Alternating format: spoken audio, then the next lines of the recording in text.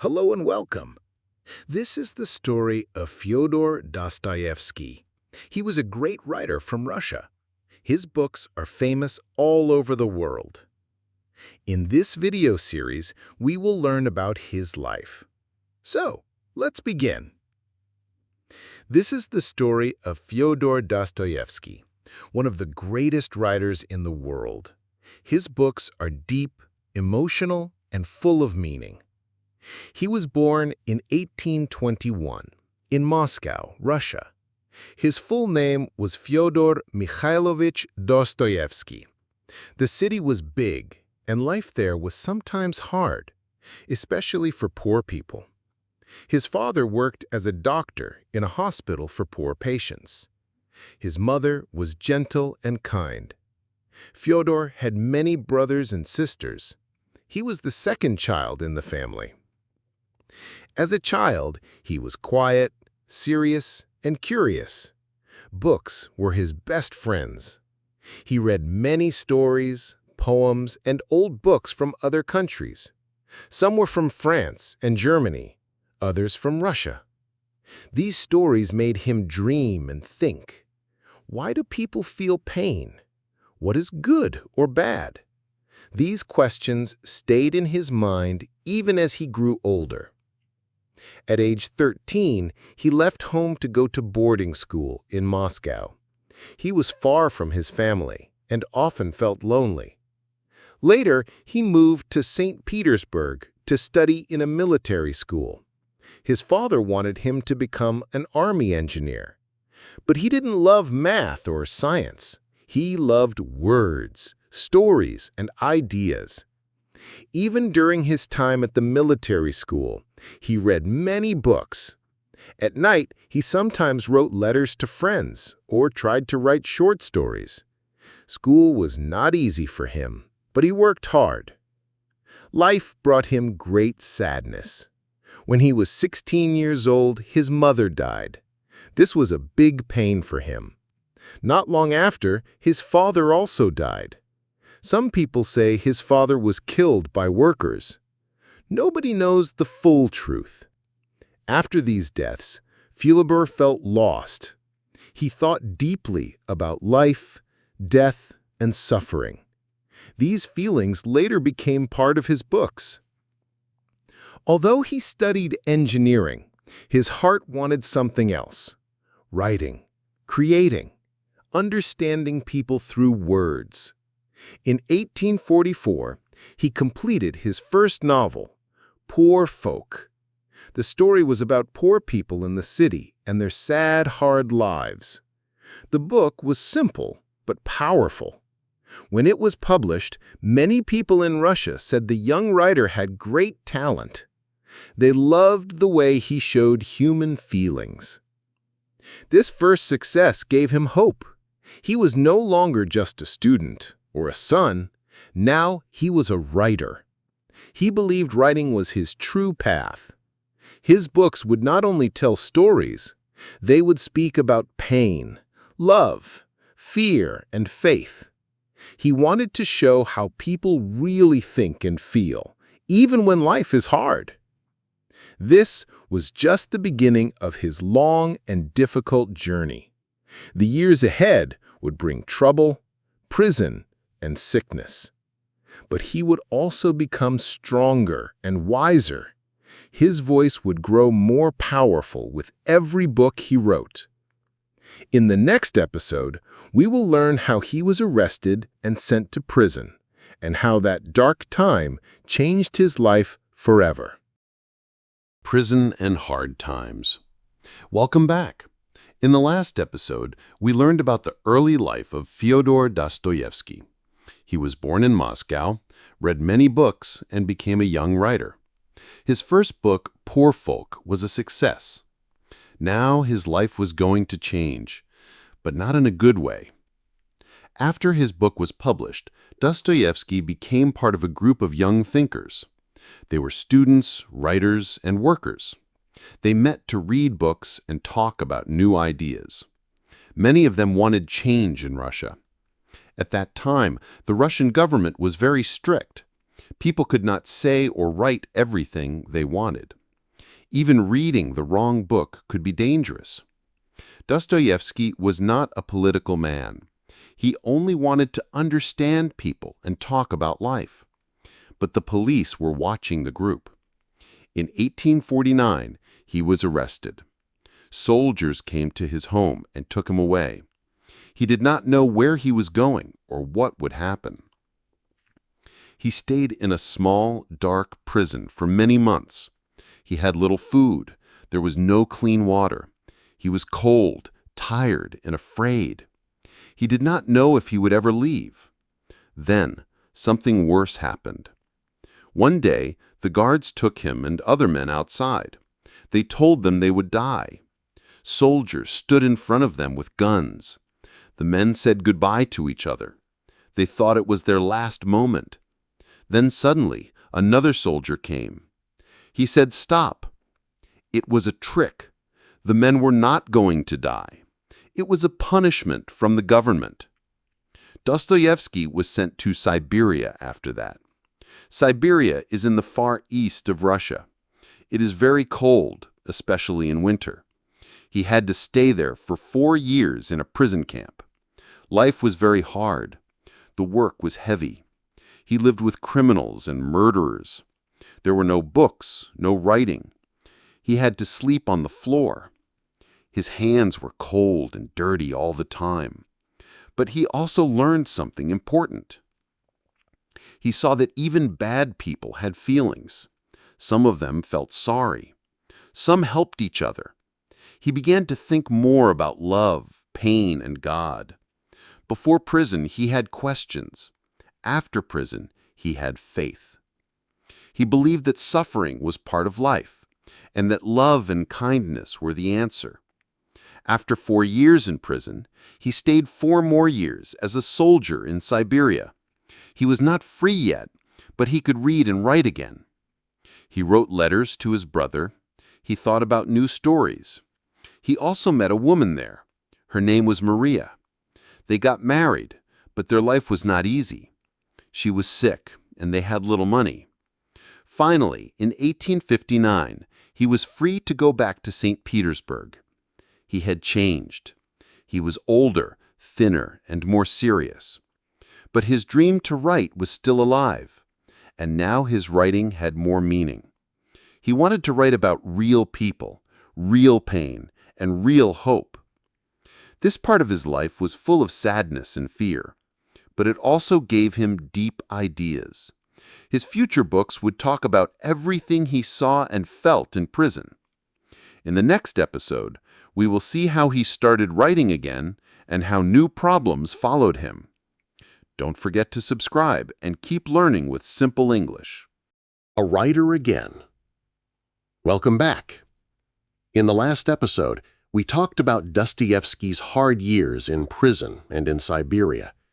He lived with very little. He worked hard. He felt cold, lonely, and afraid. But he also learned a lot about people, pain, and faith. After many years, he was finally free. Now it was time to start a new life. In 1859, Dostoyevsky came back to St. Petersburg. It was the city of books, writers, and ideas. He was happy to return, but things were not easy. He had no money. He was not famous anymore. Many people forgot his name. His wife Maria was sick, and he had to take care of her. But one thing did not change. He still wanted to write. He started working again. He wrote stories about people who felt pain, fear, or guilt. He wanted to show the truth of human life. In 1861, he began a magazine with his brother, Mikhail. The name of the magazine was Time. They published stories, essays, and ideas. People started reading his work again. Slowly, his name became known once more. In 1864, 2 very sad things happened. First, his wife Maria died. Soon after, his brother also passed away. He was alone and heartbroken. He also had a big problem: money. He had many debts. He owed money to banks and people. He needed to write fast and earn money quickly. To help himself, he made a deal with a publisher. If he did not give them a new book by a certain day, they could take all his work. He had only 1 month. He had no choice. So he sat down and began to write. The book he wrote was called The Gambler. It was about a man who could not stop playing games in a casino. The man lost money, love, and hope. This story came from real life. Dostoyevsky also had a problem. He liked to gamble. Sometimes he lost all his money. He wrote about this problem to help others understand. But how did he write the book in only 1 month? He used a new method. He hired a young woman to help him. Her name was Anna. She was a stenographer. She could write very fast while someone talked. Dostoyevsky spoke, and Anna wrote everything. Together, they finished the book in just 26 days. Anna helped him more than just with writing. She also helped him think, plan, and believe again. She was smart and kind. Soon, they fell in love. In 1867, they got married. She was 25, and he was 45. Their love was strong. Anna helped him manage his money and life. With her, he could focus more on writing. After they married, they left Russia for a while. They traveled to Germany, Italy, and Switzerland. They had little money, but they were happy together. Dostoyevsky worked on big books like Crime and Punishment. He wrote every day, sometimes all night. His books were now famous again. People talked about his deep ideas. This time in his life was full of work, love, and new chances. He still had problems, but he was no longer lost. His heart had hope again. Anna gave him peace, and his books gave meaning to many people. In the next episode, we will look at how Dostoyevsky became one of the greatest writers in the world, and how his final years were filled with both pain and glory. Great books and deep thoughts. Hello again. In the last episode, Dostoyevsky returned from prison. He started writing again. He met Anna, a smart and kind woman. They got married and began a new life. Now he was ready to write some of the most important books in the world. After leaving Russia, Dostoyevsky and Anna lived in different countries. They didn't have much money. Sometimes they were very poor. But they stayed strong together. He wrote many pages every day. Anna helped with money and planning. She believed in him, and that gave him power. During this time, he wrote a very famous book, Crime and Punishment. It is about a poor student named Raskolnikov. He thinks he can do a bad thing for a good reason, but after the crime, he feels pain and guilt. This book asks big questions. What is good? What is bad? Can we choose who to hurt? Can pain bring change? People loved the book. It was deep and emotional. It showed how hard it is to live with guilt. It also showed hope.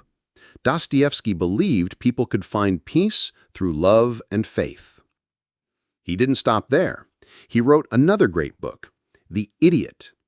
It's about a good man, Prince Myshkin, who tries to live with kindness. But the world is not kind. People cheat, lie, and hurt others. Myshkin suffers because he is too good. Dostoyevsky asks, can a truly good person live in this world? Later, he wrote Demons, also called The Devils. This book talks about politics and ideas. It shows how dangerous some people can become when they only care about power. He used this story to warn people. He had seen what hate and anger could do. Then came his biggest book, The Brothers Karamazov. It was his final work. This book tells the story of 3 brothers. Each brother is different. One loves fun, one loves faith, and one loves ideas. Their father is a bad man. Something terrible happens, and the brothers must face the truth. This book is about family, love, belief and choice. Many people say it is one of the best books ever written. Dostoyevsky's writing was not easy. He had health problems. He had epilepsy, a sickness that made him fall and shake. He often felt weak and tired. He also had money troubles. But still, he wrote and wrote. His books were full of deep feelings and big questions.